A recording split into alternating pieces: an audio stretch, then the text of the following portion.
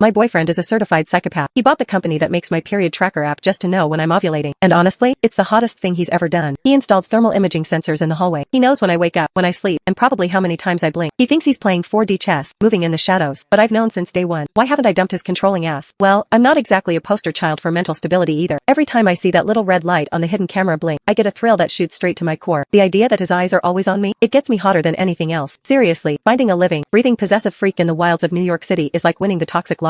And baby, I hit the jackpot. When I woke up, the other side of the California king bed was cold. Silas was already at Empire Tower, doing whatever terrifying CEO shit he does. My body felt like I'd gotten hit by a truck. Last night was aggressive, in the best way possible. I counted the threads in the Egyptian cotton sheets until there was a polite knock on the door. Good morning, Miss Harper. Your kale smoothie is ready, said Martha, the housekeeper. She helped me sit up because my legs were basically jelly. Mr. Silas called. He sent over a team from the spa. They're setting up in the West Wing. I looked down, pretending to be the innocent, pampered girlfriend, but inside, I was cheering. That man is efficient. Why do those girls in suspense novels always try to escape the brooding billionaire? You get unlimited credit cards, great sex, and a guy who handles all the logistics. Compared to my ex, who asked me to split the bill at McDonald's, Silas is a god. The massage was heavenly, but halfway through, I got bored. The problem with a perfect life is that it lacks spice. I needed a hit of adrenaline. I needed to poke the bear. I checked my phone. Silas had sent 3 texts checking in. Amateur numbers. I decided it was time to play Catch Me If You Can. According to my extensive research on Wattpad, possessive men need a trigger. They need to feel like they're losing control so they can clamp down harder. If I run, he chases. If he chases, we have makeup sex that destroys the furniture. It's simple math. I told Arthur, the head of security, I'm going shopping. Downtown. Arthur tapped his earpiece, looking nervous. Sir prefers you stick to the boutiques in the Upper East Side. I crave grit. Arthur, I want chaos. He had to call Silas. I watched him sweat. Finally, he handed me the phone. Harper. Silas's voice was deep, raspy, and dripped with authority. Just hearing it made my thighs clench. I'm bored. Silas, I want to go out. Stay home. I bought you that new stallion. Go ride, he commanded. No. I want to walk on a dirty sidewalk and smell exhaust fumes. I whine. Silence on the line. Then a sigh. Fine. Take Big Mike and the team. Do not turn off your location sharing. Be back by 6, or I'm coming to get you myself. Promise? I teased. He hung up. I grinned like a Cheshire cat. Game on. Plan A was simple. Create a diversion and vanish. We took the Escalade to Soho. I made Big Mike verify the perimeter of a dressing room while I slipped out the back service exit. I ditched my Chanel jacket, bought a cheap hoodie from a street vendor, and jumped onto the nearest subway train. The rush was intoxicating. I was off the grid, but then reality hit. The subway smelled like 3-day-old urine and regret. A guy sitting opposite me was clipping his toenails. I checked my pockets. Shit. I left my wallet in the Chanel jacket. I had no money, no ID, and I was currently hurtling toward Queens. Was this worth it? I closed my eyes and leaned against the grimy plastic seat. Silas, you better be the genius everyone says you are. Find me before I catch a disease from this pole. I got off at some random stop because the toenail guy started staring at me. I wandered the streets for hours. My feet hurt. My stomach was growling. I missed Martha's cooking. I missed my heated floors. I missed my psychopath. I found a greasy spoon diner and walked in. The smell of frying bacon almost made me cry with joy. I sat at the counter. Coffee, black, and a burger. I told the waitress, playing it cool. When the check came, I realized my plan had a massive hole in it. I couldn't pay.